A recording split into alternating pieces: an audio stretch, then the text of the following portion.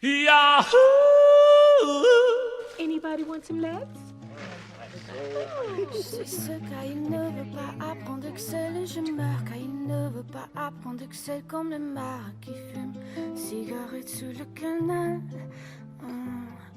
Mais Excel ne sera pas apprise aujourd'hui mes pensées. I did see one today. So many things, dude. Oh, there's so many things going on in the world, and last week we didn't have time to discuss anything. Today, what made me laugh a lot is sitting there on twitter.com, a hell site that I spend too much time on, and seeing that, like, oh, The Last Jedi still trends worldwide on Twitter about once a week because people are still that angry about Star Wars The Last Jedi, and then seeing Rian Johnson getting that $100 million check for Knives Out 2 and 3, and just I'm not gonna say anything, but I just watching those two separate bodies that were. I'm not saying if the people who are still mad about The Last Jedi went out and did anything else with their lives that they would have $100 million check, but I will say that only one of those two groups is still thinking a lot about The Last Jedi, and the other group now has $100 million. And it's not just Rian Johnson, it's also Daniel Craig, right? Yeah, Daniel got that twin check. Netflix. Netflix got out the fucking paper cutter. You know, the big one that the secretary's office had in school. And just fucking, they were like, all right, 100 mil, shunk. 100 mil, shunk. And Daniel, you asked us to make this out to cash? Weird, strange, but I guess we'll do it. Whatever you want to do. We're a digital medium, so paper money is strange to us, but we still have some capability. That's actually the Netflix disc operation is a money laundering scheme. That is how they do. That they wash money for the Netflix mob. It's incredible. They wash money and ship it directly to like the Duffer Brothers via the instant disc. It's all under the table. I love that Netflix's only contingencies were Daniel Craig must be in it, which, I mean, if you've watched Knives Out, there's no sequel. What sequel? For any of the characters that are in that movie except Daniel Craig. No, don't get me wrong. There could be Marta, you know? Yeah, there could be other characters that pop up. 2 is not the knife. The titular knife is not about the knives at the hospital she works at. The knives are about, you know, murder knives. Yeah. The only character that had any, like, we can make another movie with this person in the center was Benoit Blanc. So Netflix's only contingencies were that Craig be in both movies. No shit. And that they must have at least the budget of the first one, which, like, modest. I'm Rian Johnson. I made a movie for $40 million. And then another company's like, we'll give you a bunch of money, but you have to make sure you spend at least that much again. It has to be at least $40 million. You're like, there wasn't like no more than what you spent on the last one. It was like, no, spend at least what you did last time. Is $40 million? Okay. What the fuck? Okay. Sure. I guess they're gonna legit make a movie for $35 million and then spend $5 million on fucking craft services. Yeah, Ryan's gonna blow that big $5 million. Right, because sequels used to like go down in budget. Is that like each, you know, if you watch like the original Planet of the Apes movies, they just get like cheaper and cheaper and cheaper as the sequels go along. No one wants to watch them anymore. You're right. Is that like the idea of a sequel is that, oh, it is literally a cheap cash in. Now they are expensive cash ins. Now the budget goes up every time, and every, you know, performer's budget goes up every time. It's wild what's happening. But watching, because today, the same day Netflix cut this check, this $100 million check, was like the 15th anniversary of his first movie playing at Sundance, Brick. This like several $1,000 micro budget indie about a high school set noir. And just like those two things playing opposite each other is so, I'll say beautiful. I'll call that beautiful, that these two things happening on the same day. Yeah. Mwah. It's akin to Jim Carrey writing himself a check for $1 million and then being able to 20 cash it million shortly dollars. after. Was it 20 million? It was 20 mil, because like 1 mil, I'm like, anyone can make 1 mil. He wrote that 20 mil, and he was able to cash it based upon his check for The Cable Guy. Right. Which, like, So whatever. yeah, scrappy filmmaker makes a high school mystery drama. Doesn't always mean 10 years later that you've got a $470 million deal from Netflix. I would say it probably rarely plays out that way. Yeah, very few get to being play that I knew out people that that made movies about high school kids that aren't good. that Not aren't bad, because love is baked into every fold, but not good. Brick. You No. I mean, like the ones that I've seen that have been made by people I'm liminally interacted with. I'm not calling Brick bad, Kev. Calm down. Because Our friendship's not at stake. You were about to into fucking lose your my mind. house. Into this house. We love Brick in this house. Sorry. You know what my favorite news thing from today is? Please. The fact that I mean, it's not a fact, right? So the idea that maybe Ta-Nehisi Coates wrote Red Skull's ideology to parodize Jordan Peterson, Which and is that, like, what? it's so fucking funny. Oh my god! Like, okay, so to catch, I guess, anyone up, because I feel like Ta-Nehisi Coates would maybe be nominally less known in our listener circles than Ryan Johnson. Ta-Nehisi Coates, Sure. a famed like essayist, has had a long run on Black Panther that's about to end, 100 issues or something like that. He's been on this book for a long, long time. And he's also running Captain America right now. He was doing Black Panther and Captain America simultaneously, and so he took the Red Skull, the Nazi, and gave him the exact same ideology as famed internet carnivore Jordan Peterson, who sucks. And Jordan Peterson found out today. yeah, isn't this like a 2 or 3 year old run? This is not new. Right. This it's not as if the comic came out today and it was like breaking news. It's just someone pointed it out to Jordan Peterson today. And he was like, "What the hell?" Yeah, perfect. What the? I don't understand where all of these people get their comic ideas from. Where is the That turned into animosity Kermit. of the left coming from? I mean, that's the unfortunate thing, is that he does kind of sound like Kermit, right? That's something. What's also funny is that these two projects that Coates has worked on have also led him not characteristically to other comic work, including that of the Superman. He's writing the Superman movie, folks.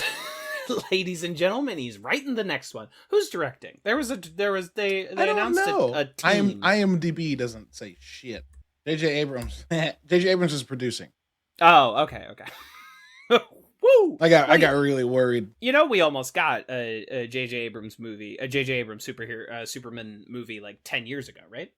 The one with Nicolas Cage as Kal-El. I honestly don't. It's called Superman Flyby, and it was ready to go, and it fell apart for various reasons. Some of them being that the director was afraid of airplanes and did not want to fly to Australia, so the movie got shut down. And instead of that, when that fell apart, that is how we get Superman Returns. Interesting. I did not know these. Yes, so now you know a little bit. Christopher Walken was in negotiations for Perry White. Anthony Hopkins interested for Jor-El. Ray Fiennes for Lex Luthor. I'm pulling all this from the Superman wiki. So I was not sold by Walken as Perry White, but then the next two are fucking heavy hitters. Newspapers. No articles about this Superman. Headlines don't sell papes. Newsies sell papes. Yeah, those. I just need him now as J. Jonah Jameson. Spider-Man, hero or villain? I don't need headlines. I need pictures of Spider-Man. Of Spider-Man.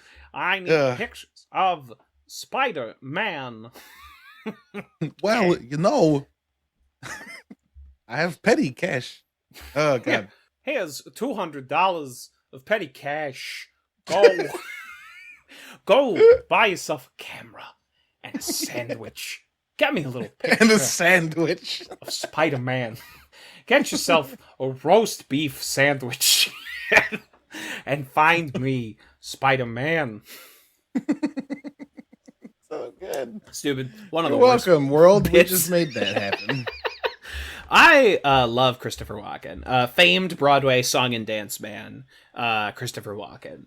I know he's just become a meme at this point, but he is like one of there really talented. Is nobody else like him, you know? Yeah, no, he's talented and unique. One of those fucking screen presences that you're like, if you're watching a movie and Christopher Walken shows up, you ever mad? No.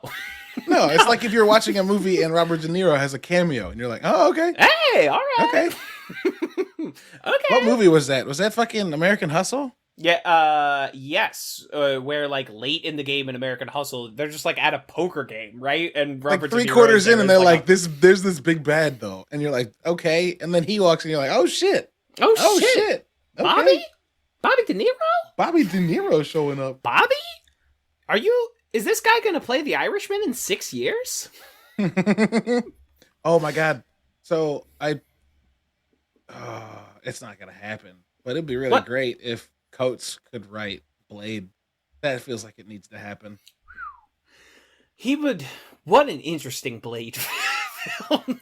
Yeah, that's true. Because for what it's worth, like his Black Panther run took a few issues to like really get me because he dove in with like, let's just make this really wordy and really heady, political, and really dense.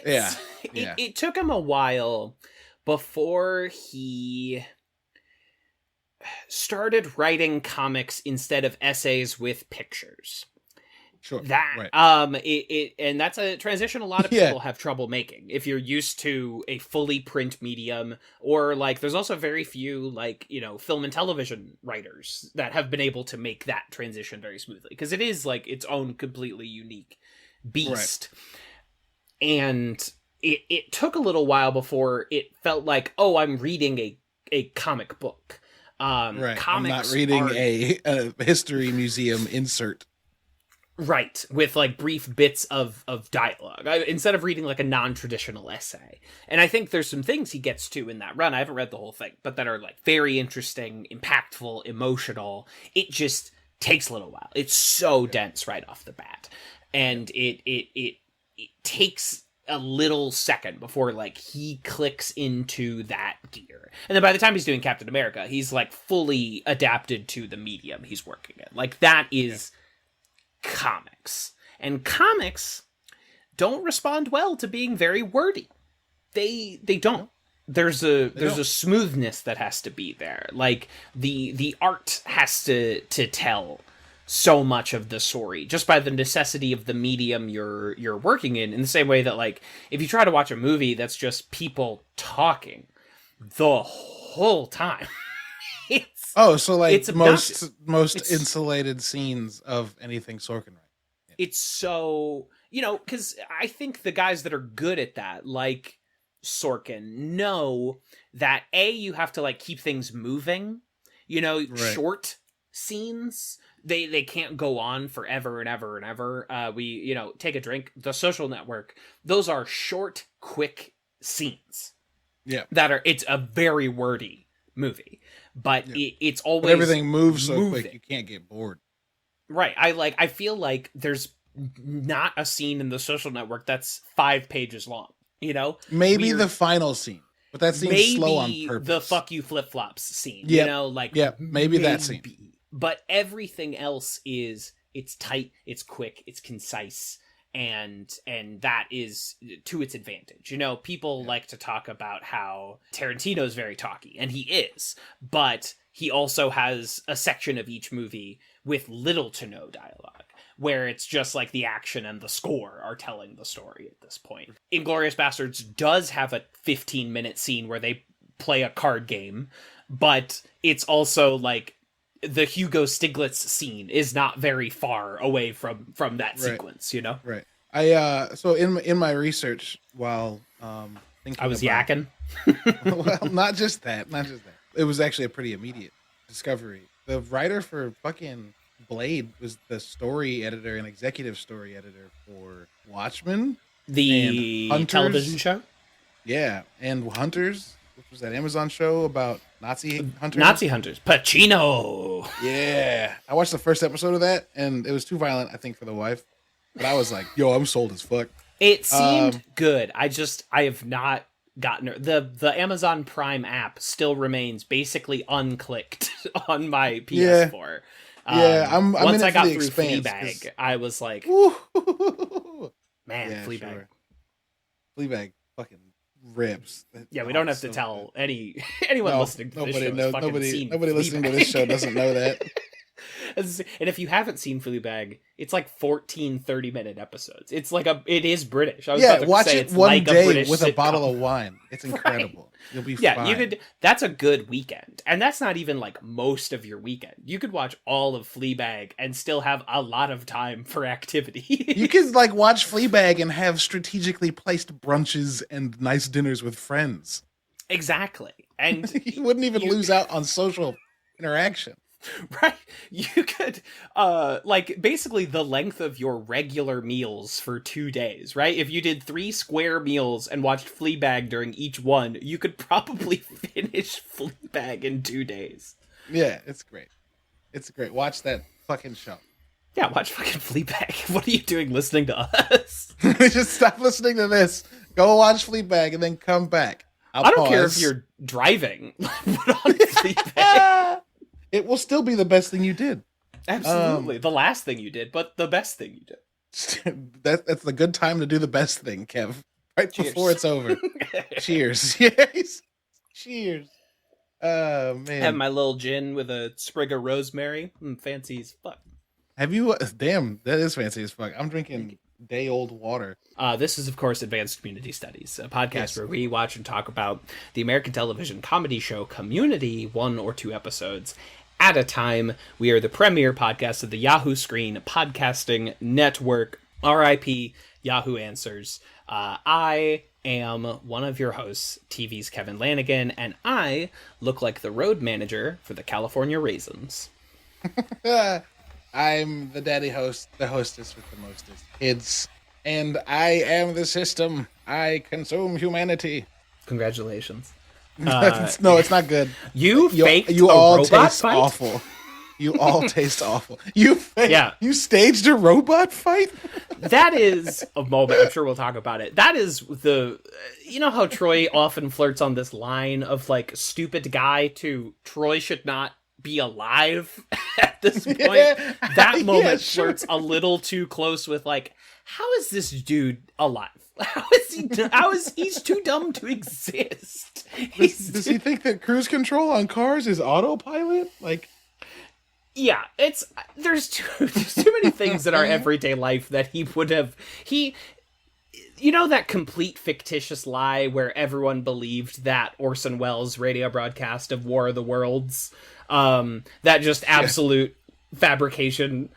Troy actually would. Troy would be the one guy who would hear Orson Welles, who was very famous at the time of that radio play. Also, radio plays were very popular, but you expect me to believe that a bunch of people thought it was real?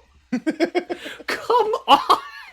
Radio plays were like the dominant form of entertainment. I remember reading that as a kid and being like, oh, to write something so convincing. as H.G. Wells' War of the Worlds, a work of stark realism. People shot at water towers thinking they were. No, they lived next to those water towers. What do you think? They know what a water tower is. They don't. Oh my god! It's like you know that one where like there's the first footage of like a train moving at a movie screen, and you hear this story that like people in the theater ran from the screen because they thought a train was about to hit them. And I'm like, okay, one, they knew they were about to watch a motion picture. Two, that train was shot on like 1800s film. It did not approach photorealism in any way. Three, they're all people that you could paint a road into the Looney Tunes onto a wall who would believe that they could run into it and become a cartoon. Four, silent films did not have sound. And trains are very loud. Five, it was in black and white. You expect me to believe that they thought the train was real? Everyone, it's just, hey, that's the power of marketing, is that like all these decades later we're parodying these marketing talking points about film as if they were true when they were never true. See also the height of Napoleon Bonaparte, who was tall for his time. Right. But we all think he's a little man. I've been in old houses that have doorknobs that are like 3 feet off the floor. And you're like, what? Well, I guess doorknobs are kind of 3 feet lower than that, right? You have to stoop to get to the doorknob. And you're like, this is weird. And then you have that like out of body realization, like, oh shit, humans were smaller. People used to be much more small than they are now, more. Generally. Yeah. It's very weird to think about how small like the Spartans were. So I have, oh my god. Yeah. Think about how little like Jesus and Moses were. And it's very cute.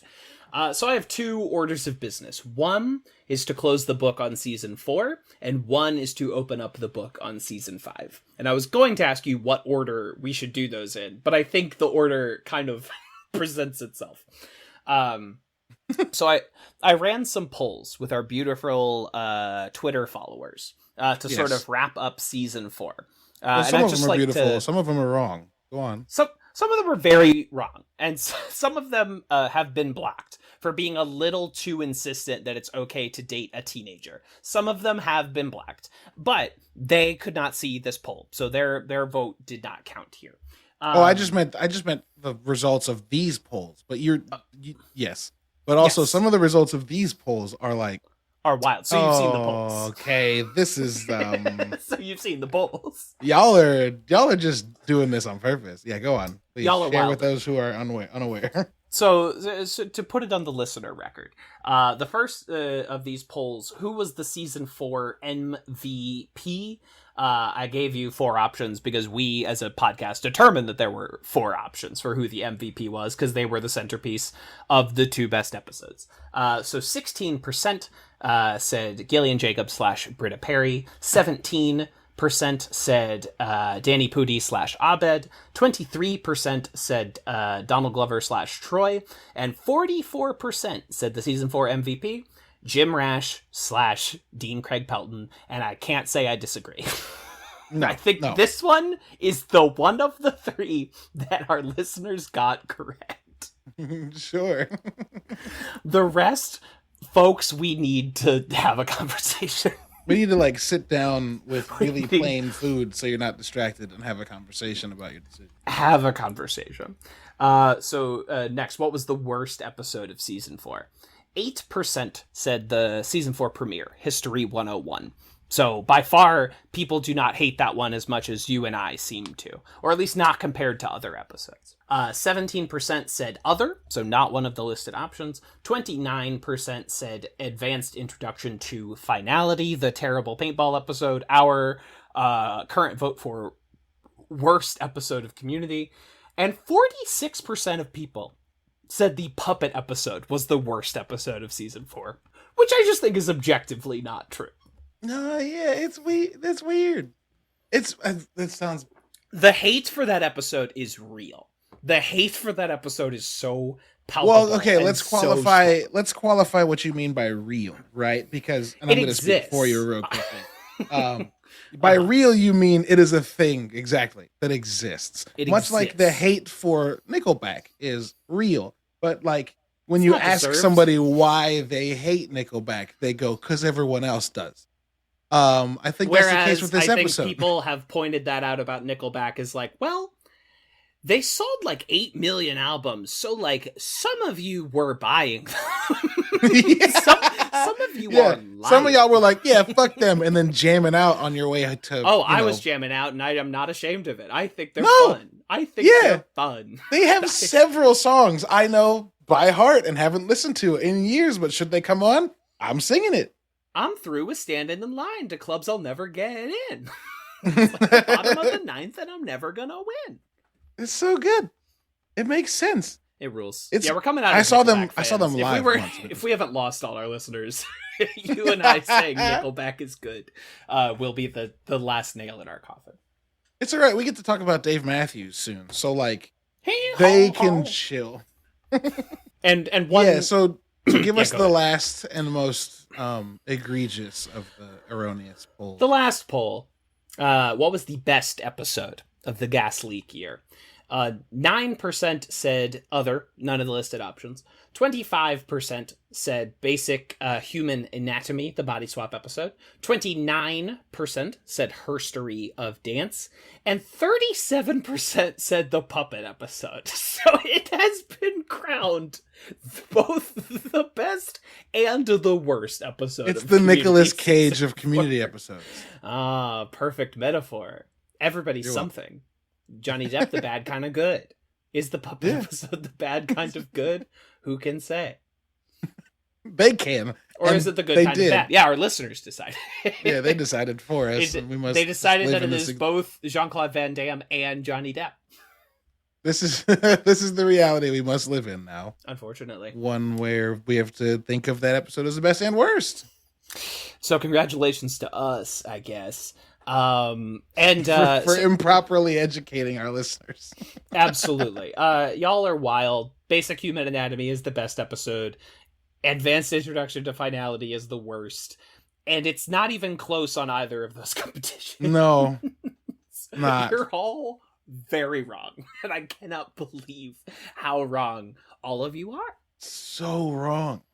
So wrong. Which makes me think we got trolled.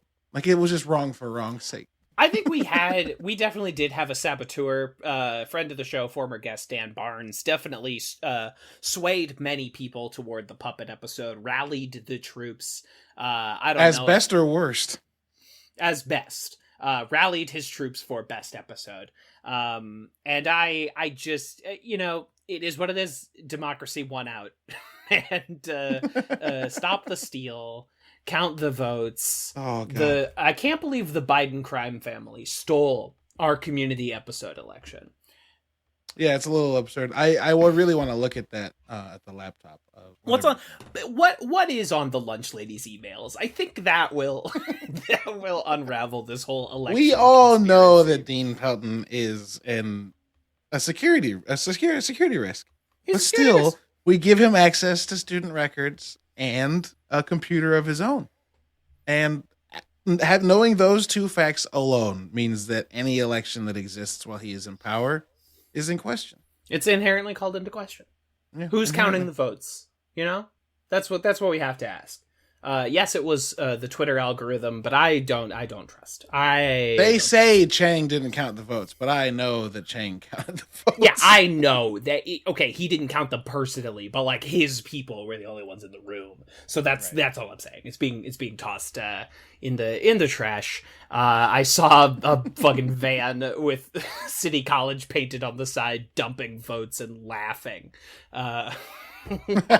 All that other shit people from my high school have shared on Facebook.com.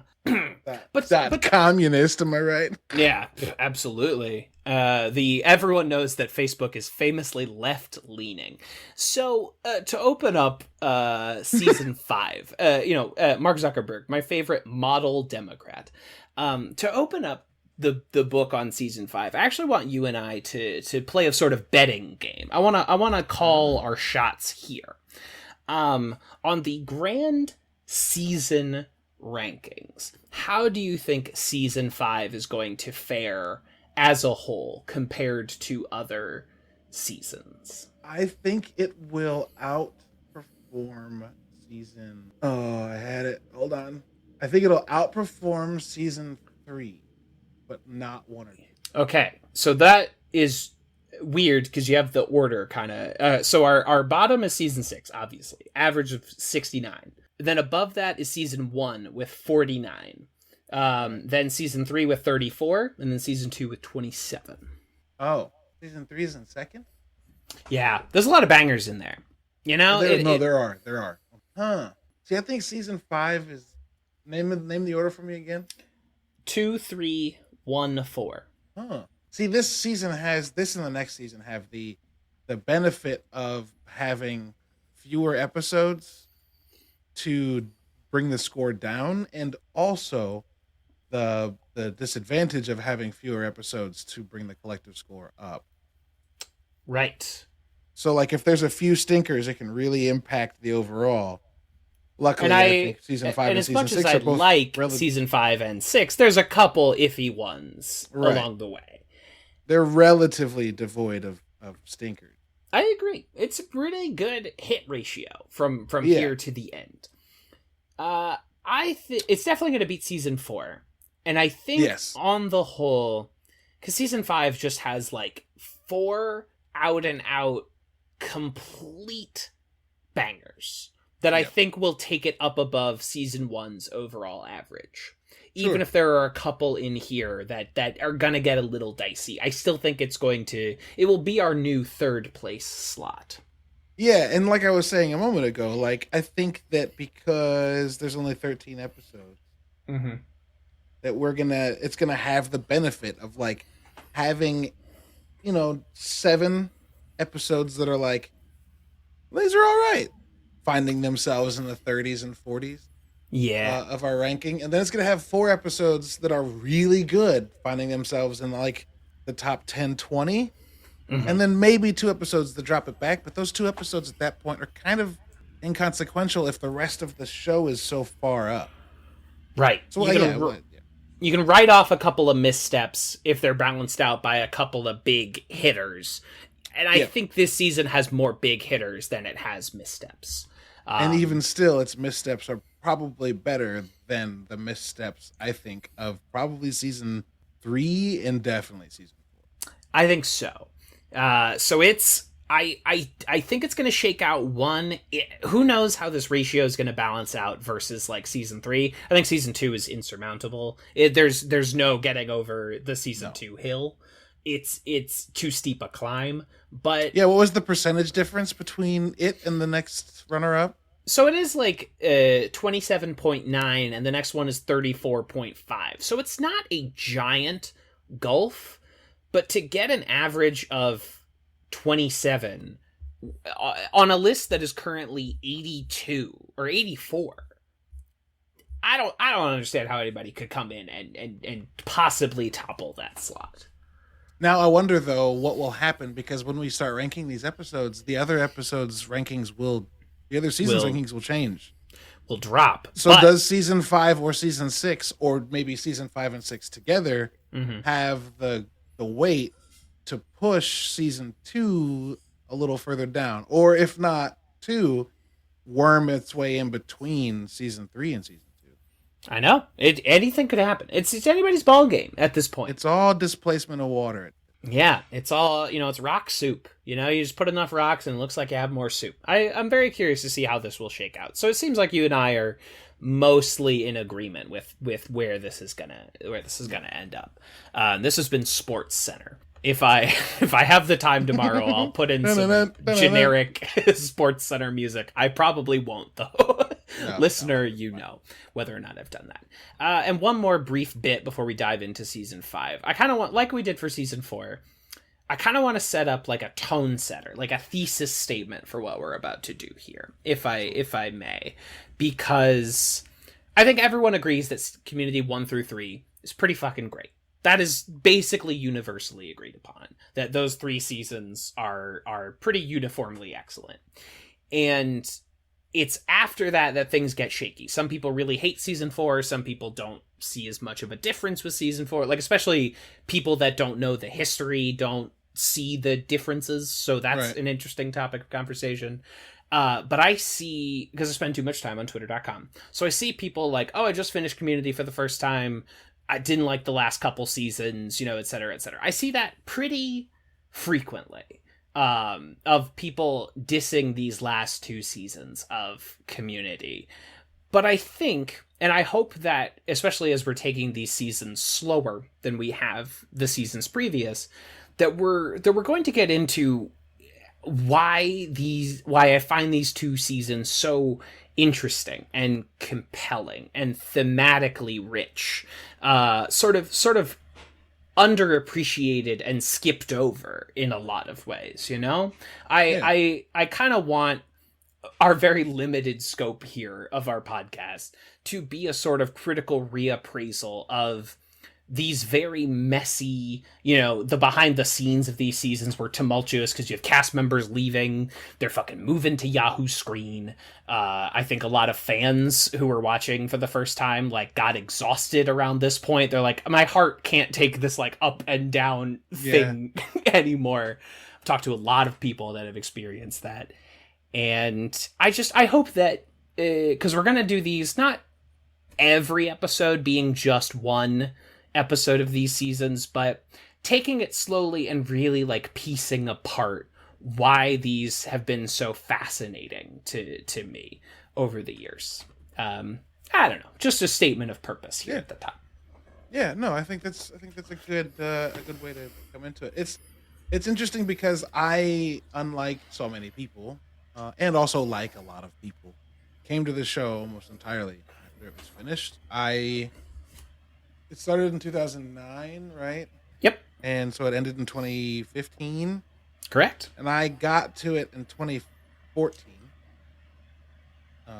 So I'd caught everything but the Yahoo season. And I remember having difficulty catching the Yahoo season for the most part. I maybe saw an episode. Mm-hmm. It was hard to watch. Yahoo Screen did not make it easy on us. It didn't make it easy at all. Yeah. The only people that I know that can navigate the Yahoo space are the McElroy brothers, and they're completely different. The reason I finally did get to it was when it got added to Hulu, almost a full calendar year after, right? 6-9 months after. Yep. So that being said, I didn't really interact with a lot of the drama is what I meant to say. Yes. So I came into Community and was able to basically mainline the first 5 seasons until season 6 was conveniently on Hulu the next day I logged in. So a lot of the turmoil I got to miss. So season 5 and season 6 hold a kind of different place for me.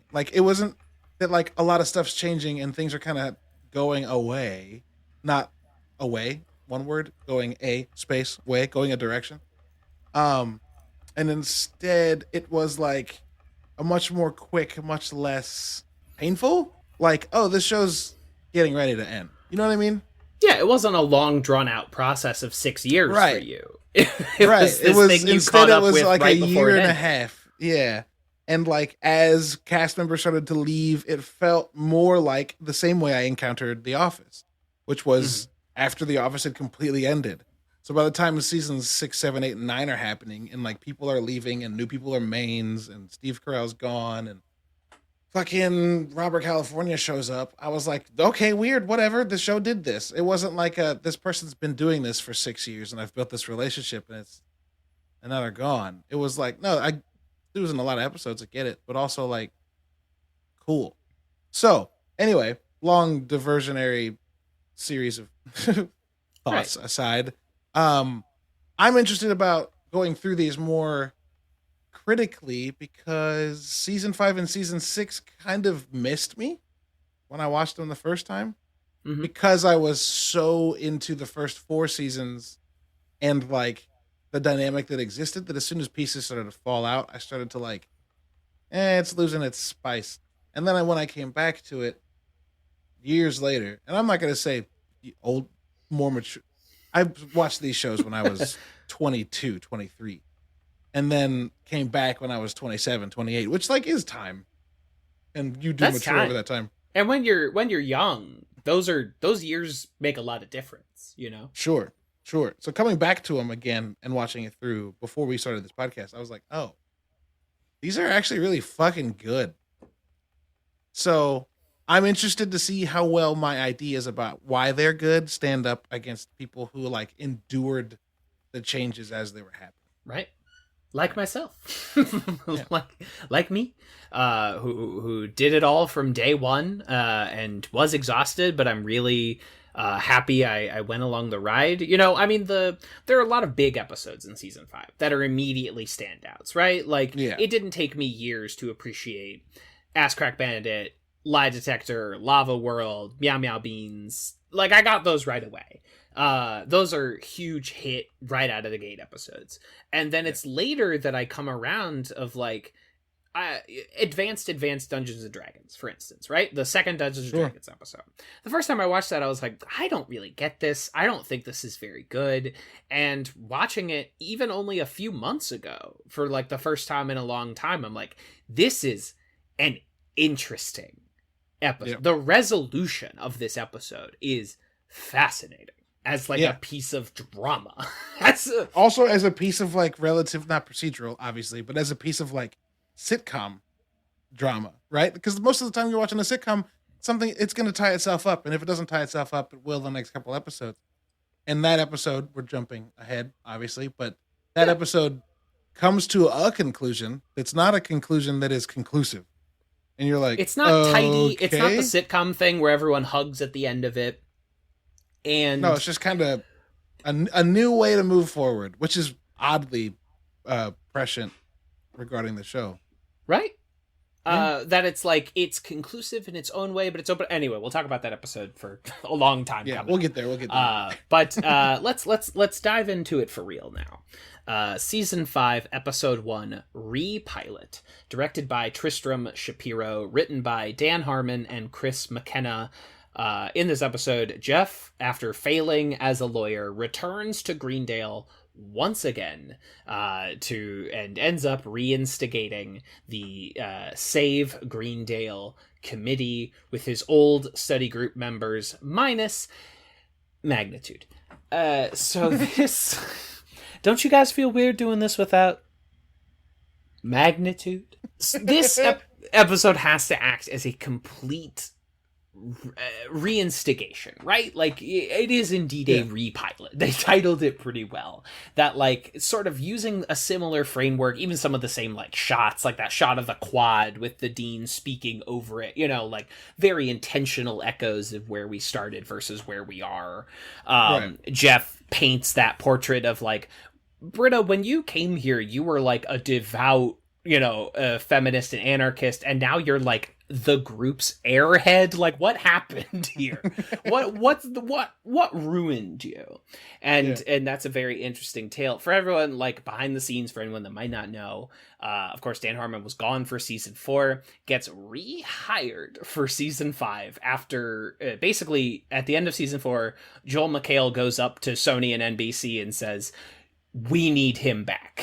This show will, like, this isn't right. We need him back for Community to be Community. And so, you know, some of the writers of season 4 leave, some of them stay. Dan Harmon returns with co-showrunner Chris McKenna, who's written a lot of the shows, a lot of Community's best episodes, has written a couple Marvel movies, you know, like, Chris McKenna knows what he's doing. Yeah. And the two of them come back, and they have to reinvent the show. At the same time, we're learning that Donald Glover is only going to be here for 5 episodes. So it's like this great crescendo that Harmon is returning, and then this equally like, that Donald Glover is going to be leaving midway through the season because it's Community. So you can't ever like win. You need to win, and then somebody kicks you in the shin, you know? Right. And so that is where we find it here. This episode has a lot of material to work through, to reinvent itself on the fly. And I think on the whole, it does a pretty solid job of completely like reinstigating the visual palette of the show, like redefining what Community looks like, redefining the station of our main characters, a slightly different comedic tone. It's a little harsher, I think. It's a little more edge filled in this first couple episodes. I don't know. What are your thoughts? It's interesting. Like, I remember, again, going back with the story I told moments ago, I remember getting to this and not realizing season 4 felt weird until season 5 started. Right? And because I didn't have like a year separating the two, and because I had no idea the zeitgeist going on behind the scene, not the zeitgeist, what am I trying to say? The scuttlebutt going on behind the scenes. I had no idea, right? So season 4 just was like, all right. Like we've said before, like we said several times in the last couple episodes, sometimes shows have an off year. That just happens. So, well, that's what I thought. And then season 5 happens, and it's not just like this isn't an off year. It's like something's different. Something's changed. So agreeing largely with almost everything you said. Great. It was really, really interesting to just to encounter this episode as like a part of a thread that was not broken up by time, because it was like a snap, like, oh, things are funnier. People make more sense. So It's interesting, like rewatching it now to see like how much work was done to make sure, not to make sure, but to remind people of who characters are, and how well this episode does taking Jeff, who'd become a very sympathetic character, and then reinserting him as like the asshole who's in it for his own gain. Putting some edge back into him, some teeth. Yeah, and like kind of everybody comes back with their weird quirks about them and has to like reassimilate. It's I like it. Yeah. Like the stark difference between like where we end off, because I think a lot of season 4 kind of just like sanded down the rough edges of this show and these characters and really made it like, you know, more smooth, maybe a little more palatable for a lot of people, like really took it down a notch.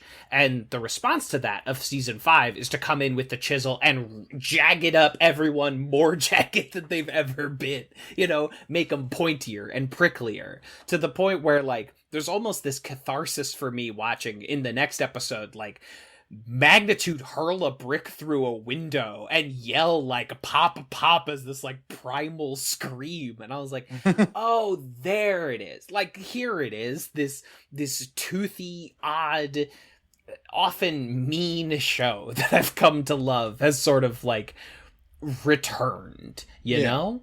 It's this immediate inject. There's just, you, again, like we were talking about it, like season 4, it doesn't feel bad, but suddenly you come back into this episode and you're like, oh, here, like characters start sounding like themselves again. And I'm like, oh, here they are. I almost didn't notice how much they were missing until they came back. And you're like, shit, there's Britta. Like, I've been wondering what was, like, going on with Britta. So, like Troy's cry comes back in a way that doesn't feel contrite and stupid. And he says, I'm as upset as the rest of you. I'll figure it out later. I'll figure it out and tell you. So after everything Scrubs did for him, you know, come back with God, that. What a prescient, like, this show's always been really self-aware. That line, rewatching it again recently, was like, oh, shit. They knew ahead of time he was leaving. So they were saying what the fans were going to be saying. This is really funny. In his own mouth. Yeah, that it's really he's good. Decrying himself. Zach Braff doing an actual like new voiceover for this episode. That's not a Scrubs clip. He's just doing a new voiceover. Zach Braff, who has still not seen Community to my knowledge, but has this one a vocal cameo on the show, and it just feels, it's almost hard to articulate just how much the rapid fire dialogue coming back. And it's just like, you can watch Chang emerge from a box of files, and there's just like 10 jokes right in a row.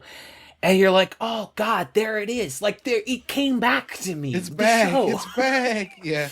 It's just I think the joke per minute ratio, which Community like maybe was winning at on NBC Thursday nights, just like joke. It's back. The ratio's back up. There's a fucking spike of jokes per minute on the graph. It just catapults back up. It feels so good. I'm not like, this is not like an A+ episode for me, but just like the feeling that these first 2 episodes both dropped on January 2nd, 2014. So like we ring in the new year and then Community reboots the next day. It just feels like this beautiful bit of serendipity that this is all coming back now. Yeah. I love the little cameo of Allison Bree's longtime boyfriend. Yes. Now, husband of many years. Yeah. Dave Franco, who was a cast member on Scrubs season 9.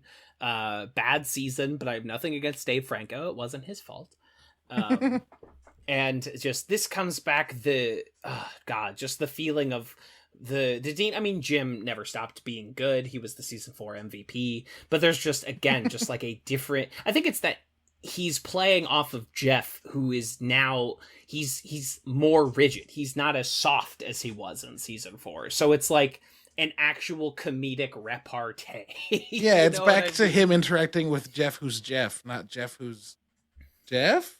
Not right? Soft boy Jeff, not weak sauce winger, you know? Like, he's actually back and in full form, the skeezy lawyer. We get, like, and there's something, season 4 brought in Joe Latrulio as the lawyer for a couple episodes, and that just always felt to me like, oh, Rob Corddry must have been busy, right? Like, you must have not been able to get Alan for these episodes. And that, like, it's actually Alan back in this, like, his longtime, like, lawyer rival for seasons, you know? It all just feels right, and it feels good. And I honestly don't even notice that Chevy is missing at this point until they it's really funny that the way they pointed out. Does this feel weird not doing this with magnitude? Magnitude. Like, wait. Oh, damn. I love again how aware this show is of itself and like how willing they are to just fucking rub Chevy Chase's nose in it. They frequently like just fuck that guy. It's great. But Harmon and his writing team still know how to use Pierce as an emotional bounce board, as an emotional piece, right? Yeah. The hologram here is like exactly what is needed. That it's like, this will, Pierce has long been the ghost of what Jeff could become if he doesn't fix up, if he doesn't commit to this group of people. If he keeps pushing this away, he'll become Pierce. The show has not been shy about that idea. And you need him here to remind Jeff of like what is actually important. And that wouldn't work coming from another character, you know? Right, exactly. But you don't want to subject any actors to Chevy Chase, so you make him a hologram. Yeah. You do everything in the sound box. And exactly. With one camera on him. You green screen it. You get Chevy in and out as quickly as possible. You just have him wear whatever he showed up wearing, and you kick him right back out again. And it just all works. And that not very subtle symbolic message of burning the old study room table and reinstating a new one.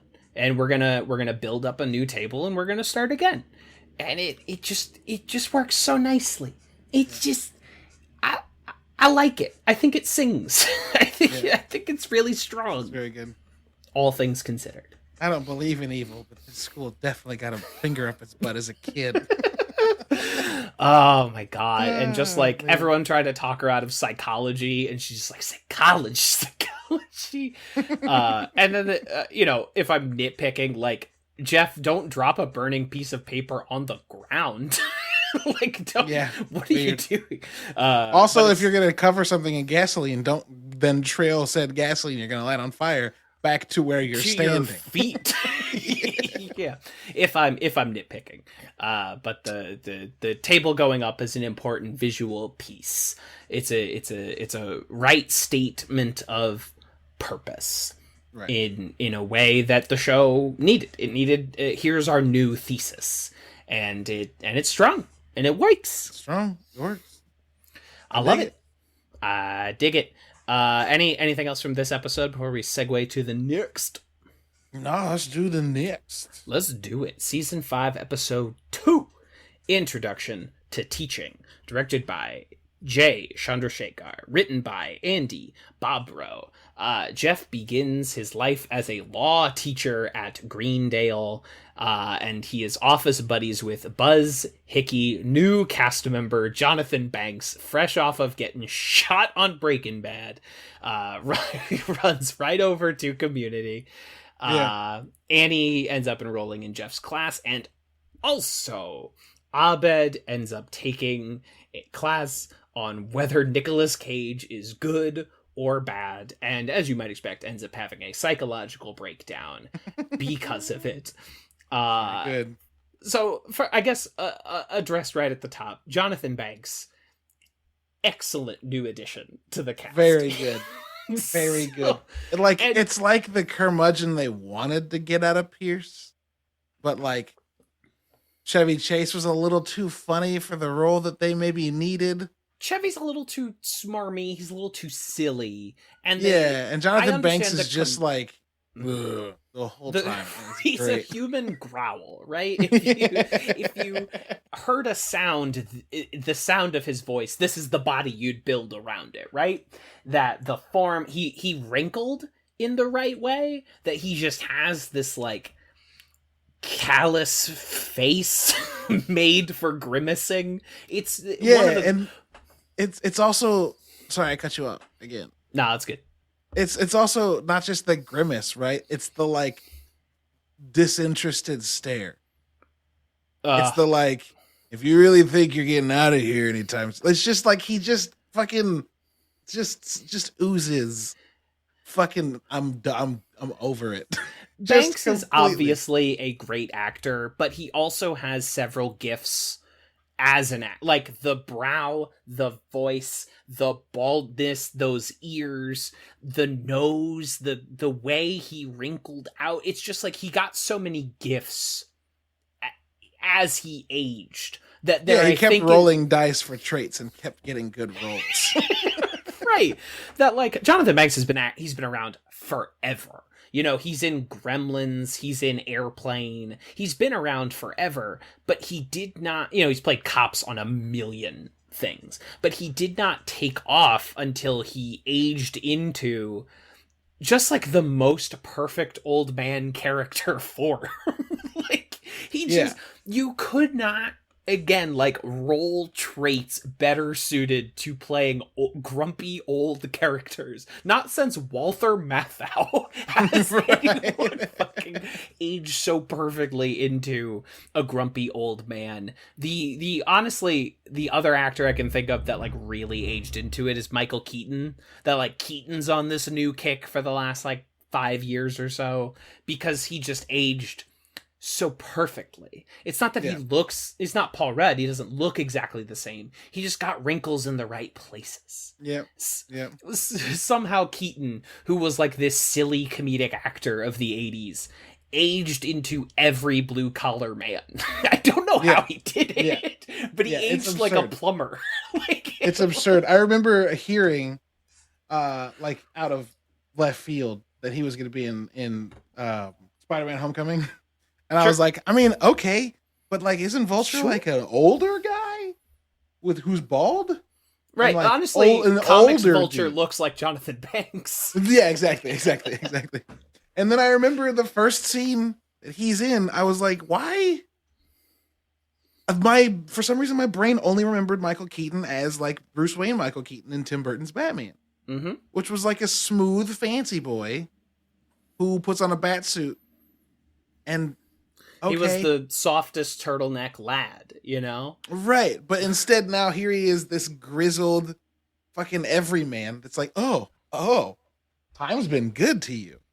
That happens sometimes. I think that the best part about Jonathan Banks for me too is, we'll see this later, is that, like, despite all of his miserliness and curmudgeoniness, whatever, is that, like, there are still glimpses in that facade where you can tell, like, this dude would be a really fucking cool grandpa.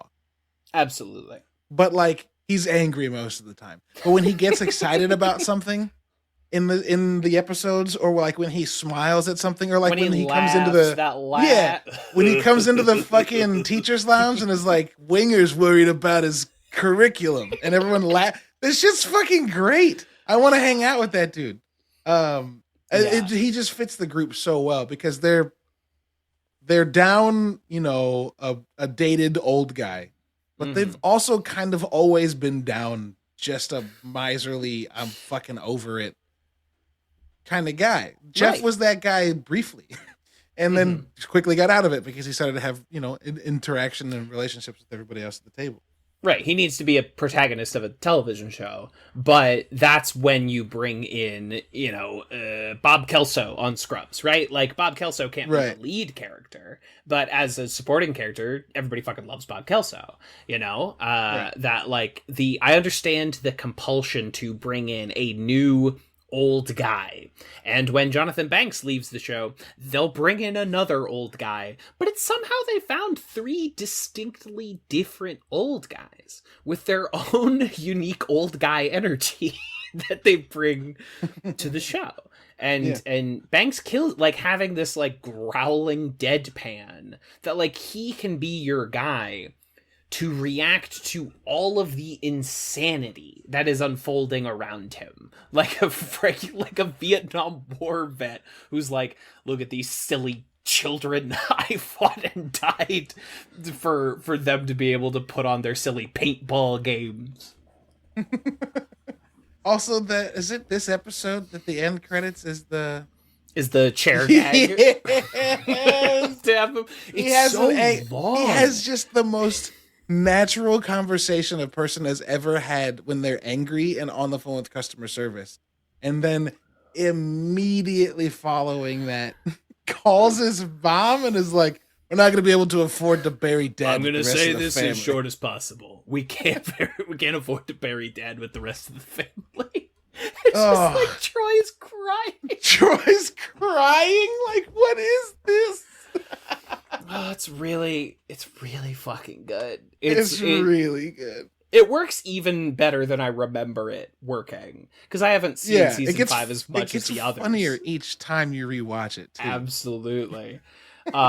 Something about, like, oh god, the way he laughs, and like when Annie is like, he sent me this, and pulls out like that dead rat, and he's like, what? It's like, she gave me this, my witness intimidation project. You just open it up to, you couldn't have a scene with any other Community character where you might possibly believe that they cooked Leonard into meatballs before, but Jonathan Banks makes you almost believe that Leonard has been cooked into meatballs. Yeah, you're kind of like, oh shit, is this how Leonard goes? Wait, really? we're in a weird mental state already where we're not sure where this show's gonna go now that it's back to normal. Are they going to throw a curveball at us that is Jeff accidentally ate a classmate? Fucking, who knows? I love that this episode we've talked about just the introduction of Jonathan Banks so far, sure, and that like this episode also has the really, really genuine, in my opinion, genuinely good realization of Jeff that he could teach people things. Right. He can just teach it in his own way. When he, like, there are things that he's passionate about talking about. So, like, he'll teach you all day about, like, circuitous getting witnesses to, like, talk over themselves, right? This is a better episode than I remember it being. This is like stealthily a really good episode of Community. Yeah, it's very good. And it's dense. What? There's like He a gave you a riot dead in this rat? episode. It's got an A- on it. Ah, fuck. This episode's good. It's riot time, like Neil pushing over the trash can. Look, there's a riot in this episode. Also, there's a Nicolas Cage class. It's dense. That's the other thing. Packed. Yeah, there's the whole Nicolas Cage thing's also happening simultaneously. Amazing. It comes Amazing. close to being like a little too internet meme-y for me, but it never crosses that line. Because like you have Danny Pudi doing a pretty excellent Nicolas Cage impression. And of course you bring back Greendale's greatest professor, Professor Garrity, who is one of my favorite characters on the entire He's show. so good. Dude. This dude fucking kills me. Why does he rule at being the most overacting character on screen? He's it's funny weird. because when he's not playing a part, he's still like really overacting being a human being. It's so good. Mr. Sheffield, who I had no respect for. It's so funny. It was supposed to be a little behind the scenes. They were supposed to bring back Stephen Tobolowsky, the professor from the Who's the Boss episode, but he was unavailable. Sure. So they, consolation prize, they bring back Kevin Corrigan as Sean Garrity, which I will never be mad about. This is Yeah, no, sadly- that's not a participation trophy. That is first place. sadly his last appearance on the show, but I could have watched. He could have become a main cast member for all I care. I would have loved 400 more great. episodes with this dude. Great. So Oh my god, so this funny. is the episode where Shirley fucking Outs knows likes what Hellraiser. knows what Hellraiser is. Wait, you've seen Hellraiser? You know the word Hellraiser. You're like, hold on, you understand? It's a thing. What the fuck? Cenobites and all that shit is very good. It's not like the most like emotionally weighty plot line or whatever. It doesn't really teach us anything spectacularly new about Abed, but I'm not mad. It's funny. Makes me laugh. Where do you come down on the great Nicolas Cage debate? Nicolas Cage, good or bad? That's unfair. Fuck you. That's unfair. But also, It's a false dichotomy. it's a question with no one answer.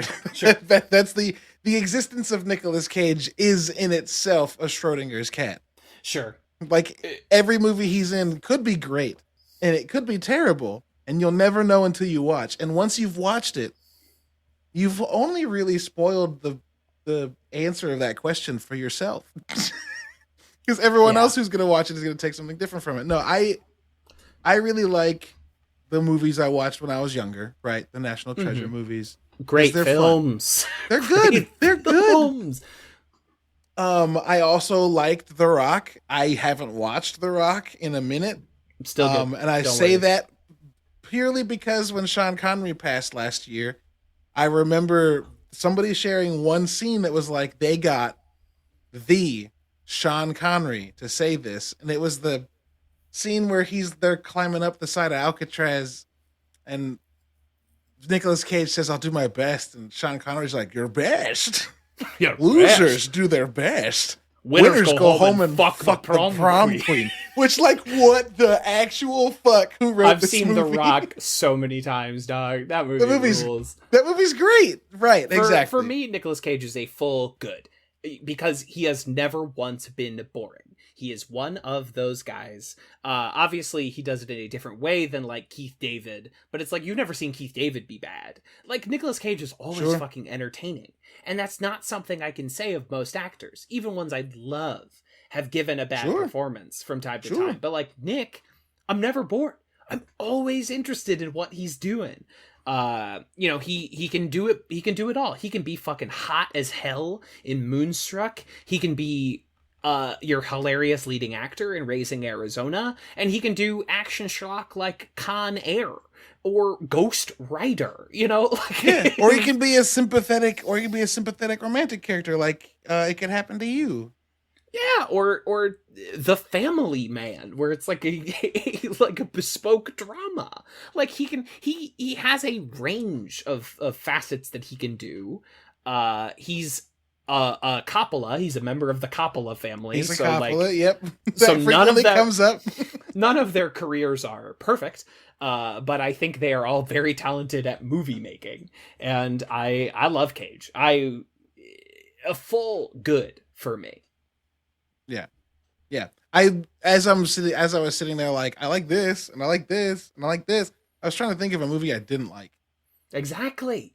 When Like, have you ever, or at least like a movie you didn't like, but like you liked Cage. You liked Cage in the movie. Like there's two movies. Maybe it's only one. What's the movie where he can see the future? Next. He can see a few seconds into the future. That movie was fun as fuck.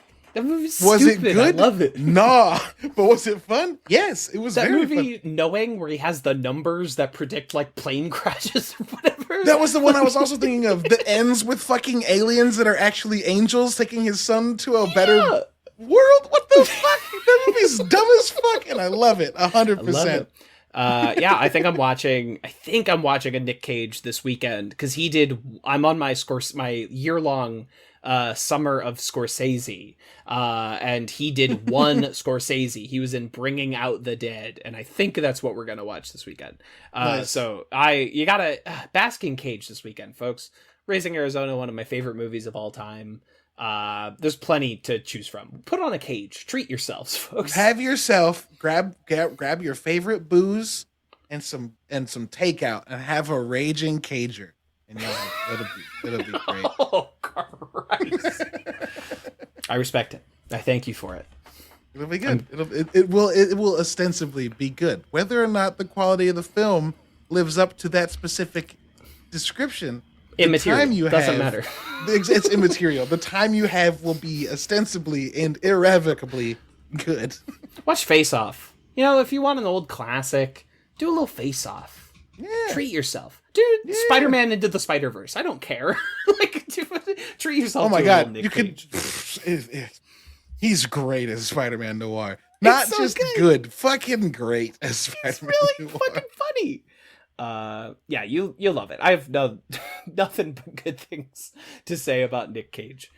You gotta love it. You gotta respect it. This is a wild fucking episode of Community. I'm glad we've discussed it in this way. Dude, this episode has so much going on. There's so much going on, and I feel like we've barely scratched the surface, but I also feel like yes. we've been recording for so long that like eventually we do have to start talking about something else. Right. Yeah, it's good though. Oh goodness. That's the thing. Good. That's the realization you have, right? When watching this next to season 4, like I had when I was first watching it, realizing like there's something just fucking different about this.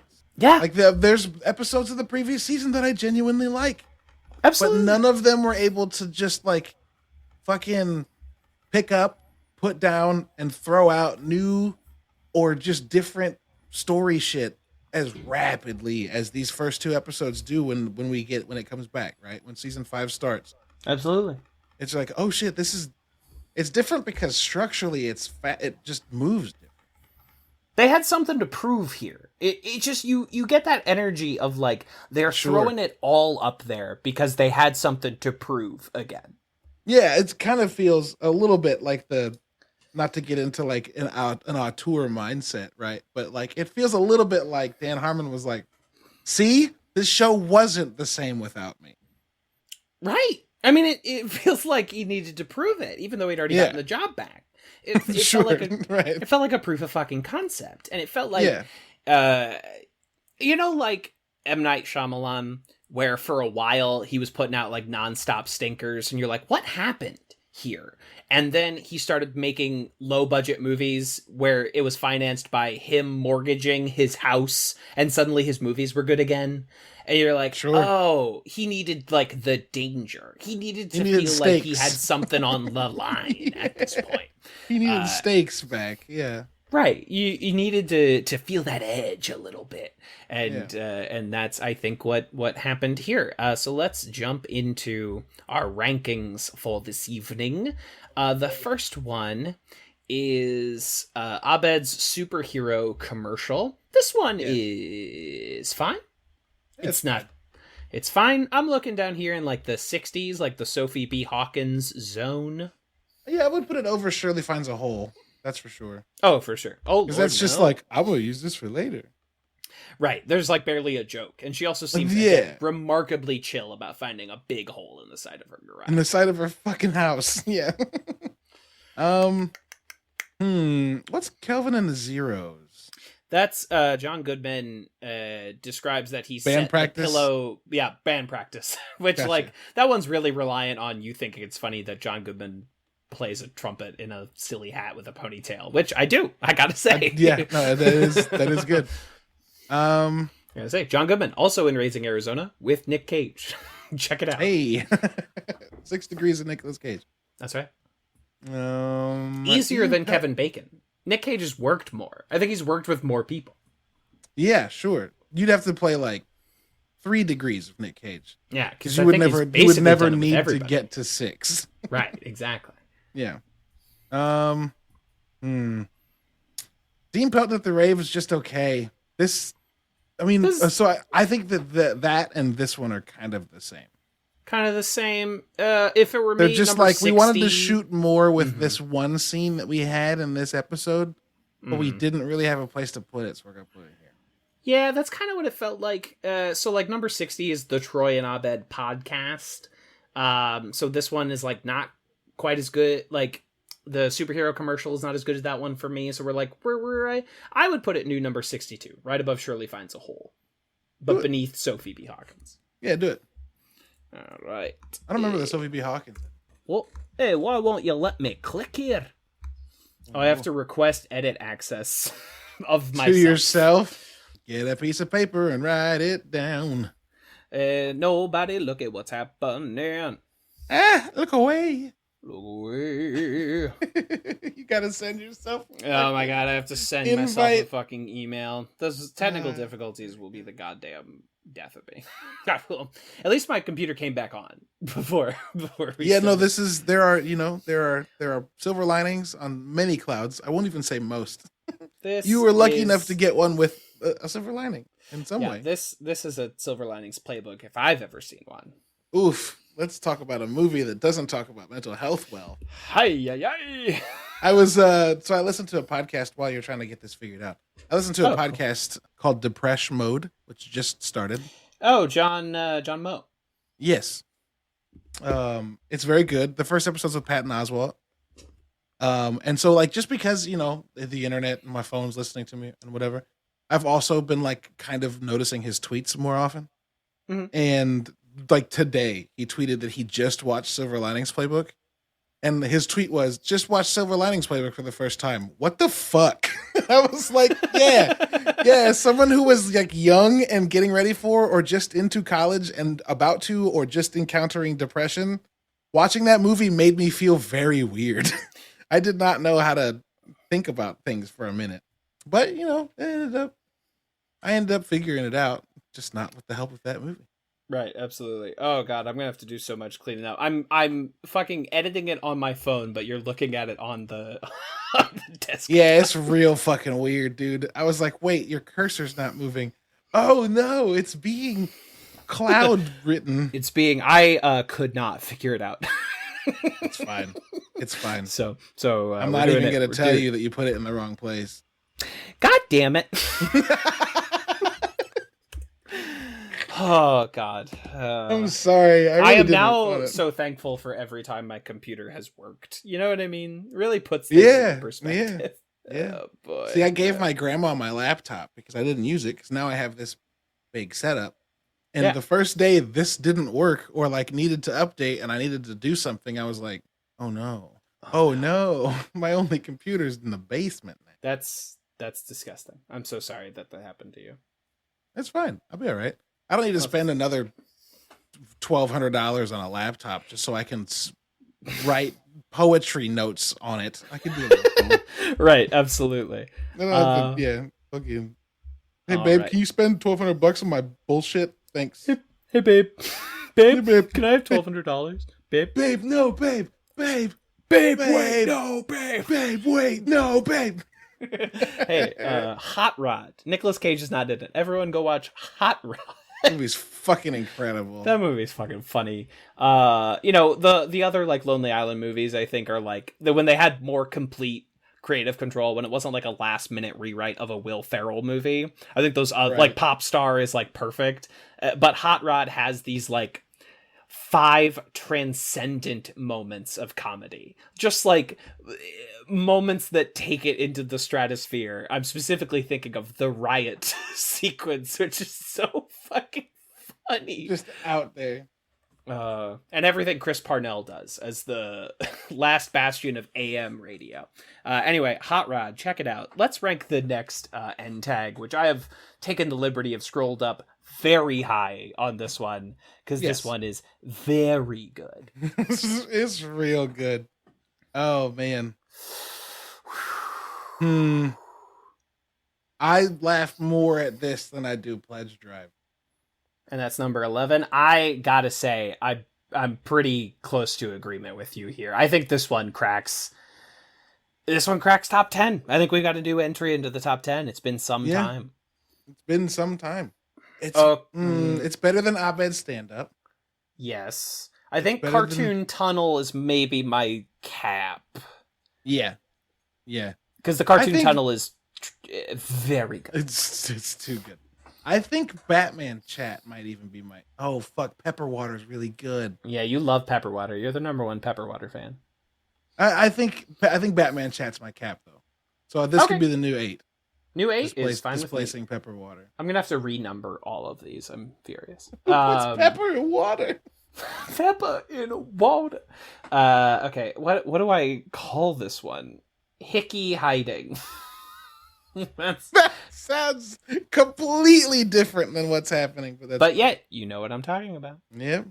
All right, and up into the episodes. I'm just gonna say this proper. as quickly as I can. Can't afford to bury Dev. The rest of the family. With the rest of the family. Oh shit! This is fucking funny. Fun fact, because we've talked about it before on this podcast, and we'll talk about it again on this podcast. Oh, I dropped my water bottle. Okay. Buzz Hickey plays Commissioner Gordon in Arkham Knight, the last of the Batman game. Well, not the last ever, but the last. Yeah, of the they're probably Arkham not the last. Right, the last of the Arkham franchise produced by that studio. Right, and he's real good as the old Commissioner. He's pretty good. Yeah, he nails it. Yeah, not hard to nail it. Was there any doubt in your mind? When you're that guy, no doubt. You know what I mean? Yeah. Call me Gwen Stefani because I have no doubt. All right. You're welcome. Thank you. Okay. Exchange is incredible. So the episode rankings proper. For Repilot, I say let's start with the pilot as our ranking point. Number 58. I am going to give Repilot the slight edge on this one. Yeah, definitely. So cracking up. Although I think we're in the right zone because I think Repilot has good jokes. I don't think it beats. Oh wait, foosball, not football. I was thinking. No, but I don't think this beats foosball either. It doesn't. No. I don't think so. We're in the right zone. Introduction to Finality, the season 3 finale. The last time Rob Corddry appeared, I don't think we're up there either. What's the season 4 finale called? Advanced Introduction to Finality. Stupid. Disgusting. I think Repilot, if it's between that and like the Scooby-Doo Paranormal Parentage episode, slight edge to Paranormal Parentage. Yeah, Intro to Poli-Sci is the Model UN episode, right? No, Intro to Poli-Sci is the election episode. Oh, not beating that. So new 55. 55? I would say 56. Just beneath Paranormal Parentage. Interesting. I don't think this is worse than a season 4 episode. Well, it's worse than a couple, just based on our rankings. Because Herstory of Dance is up here. No, yeah, you're right. That was a dumb thing for me to say. Okay, 56. I was being petty right there. That's what that was, fans. Oh, yeah. I mean, that was me we're being allowed.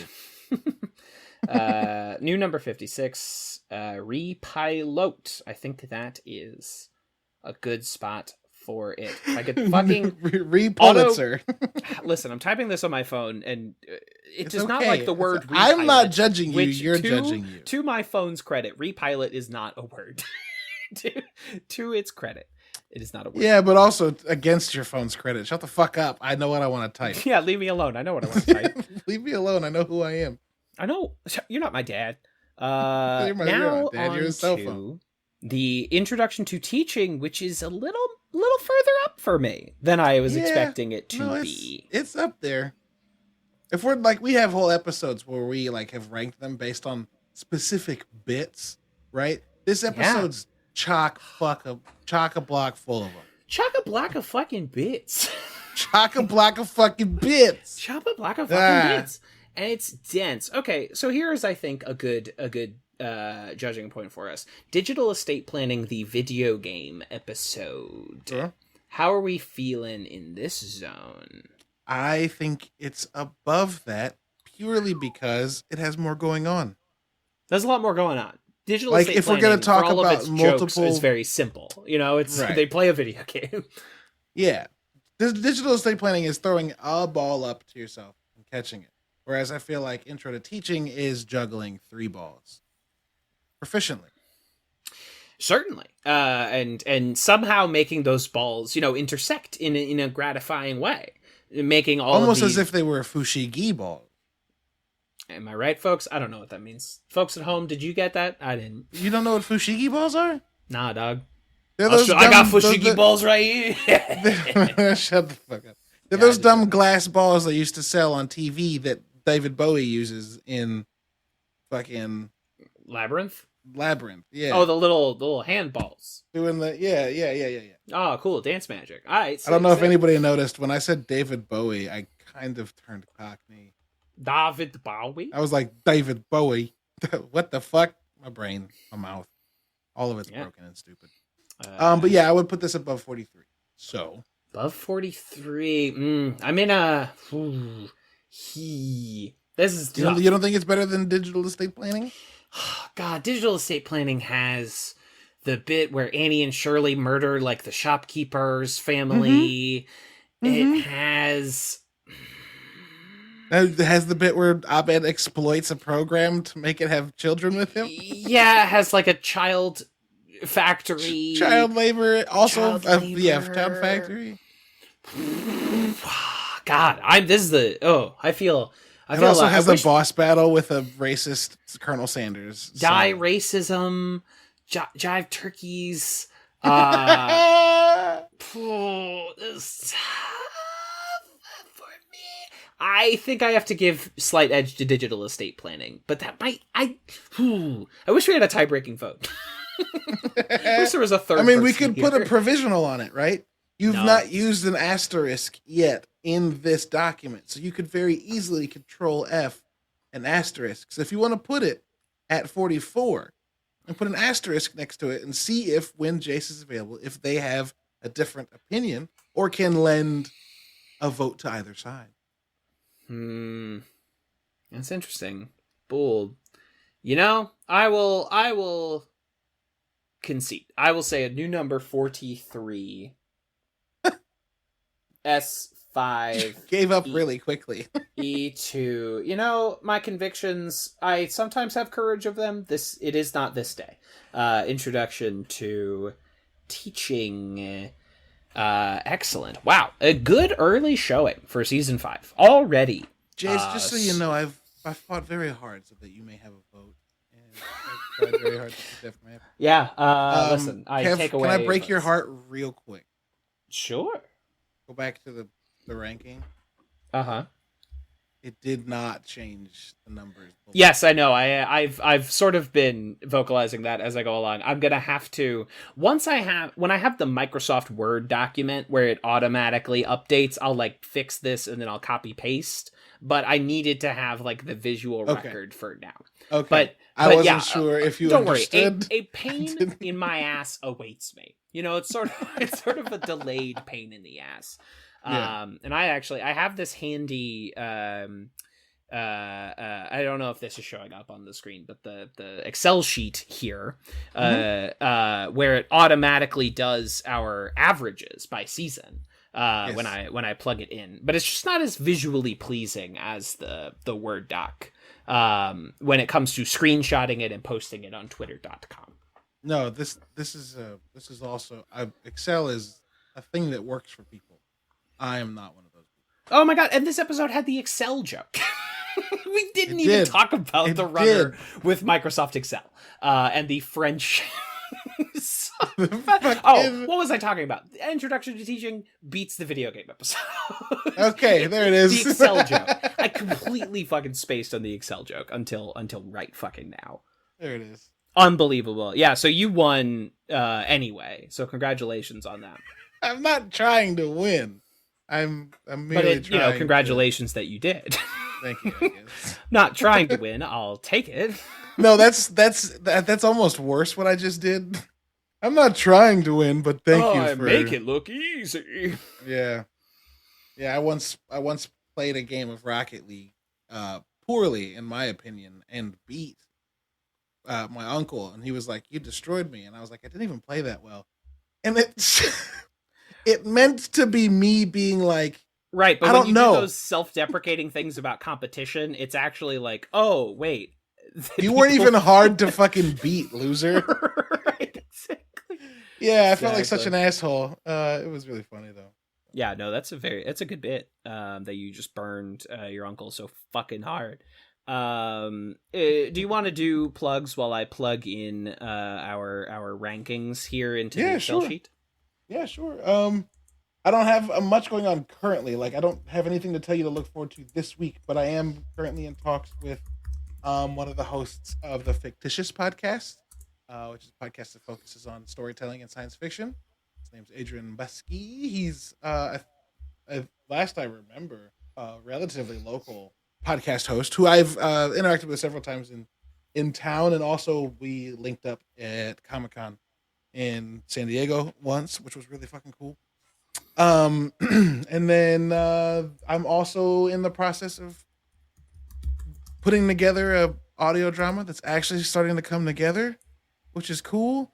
I went away from doing all of the I want to have sound effects and many characters. It's gonna be a real intimate drama between two estranged brothers that are transporting the body of their estranged and now deceased father. So keep your eyes peeled for that. It's going to be a minute, but I'm going to talk about it a lot because I like talking about things that I like. Hell yeah. Outside of that, this week on Thursday, we've got another episode of the Nerdy Bits podcast. Thursday at 9:00 on twitch.tv/nerdybitstv. We're talking about the Snyder Cut at length. I will probably be one of the only dissenting voices because everybody's relatively happy with it. But we'll see. Wow. And then, yeah, most people seem to be. I feel like the outlier, and that's fine. I'm glad people enjoyed the 4-hour thing they watched. I genuinely hope everyone enjoys something that takes that much time out of their life. But I enjoyed the podcast I did about it. Afterward. There you go. I enjoyed talking to my friend Justin about it for a while. Yeah, sure. That's all I got though. Those few things that are one near and many far. Would that this desk were a time desk.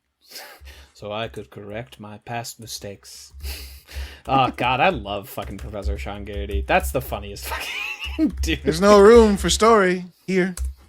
Oh, God bless it. Your assignment for tonight, go home and drink a glass of wine in a bathtub. Absolutely fucking phenomenal. My plugs, that Snyder Cut episode is on this very feed. It's literally the file preceding this one. You can find it. And then a brief reminder on Tuesday, 4/20, blaze it, we are doing our 1-year anniversary celebration live stream RPG where we will catch and unmask the ass crack bandit. That is going to be live on my YouTube channel, and then that audio file will be uploaded to this podcast feed, and the video will the VOD will stay up on my YouTube channel for all time. A frankly shocking. I'm not going to report the averages every week But if they reveal something interesting, I'm going to. Season 5 is currently in first place of the end tags ranking. It has made a good early showing by claiming the #1 spot. Yeah, it's got everything to lose from here, doesn't it? Absolutely, but there's also a lot of end tag bangers. Like, I of course love Troy and Abed, but when they leave and we start getting shit like the Coogler movie trailer. So fucking good. Oh my god, this is where it like transforms into something new. And right now, season 5 is the middlest season of our episode rankings, just barely eking out season 1 for the 3rd place slot. We will be back next week for the one and only Ass Crack Bandit episode. Yeah. Fuck, dude. Is this a Zodiac? Yeah, this is the Zodiac 7 Fincher homage. And it's good as hell. Spoilers for our discussion of this episode. It's good really as hell. We will be back next week with hopefully fewer technical difficulties. But until then, pop, pop. Wop, wop. There's something Excel and Excel and Excel. It's so fucking dumb. Season 4 doesn't have anything that gloriously strange. You know what I mean? Right? Just like this insane joke. I love it. It's so weird. It's so weird. Fantastique. But they commit to it. Commit to the bit. Yeah. Commit. One must commit to the bit.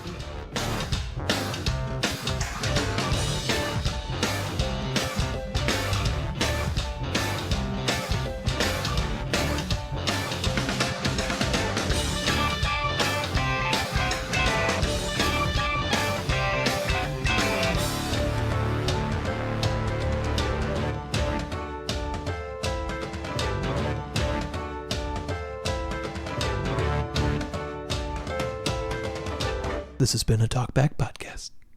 That was quite a show, very entertaining. Please tell your friends about this show. Boopy doopy doop boop sex. Larry, I'm on DuckTales.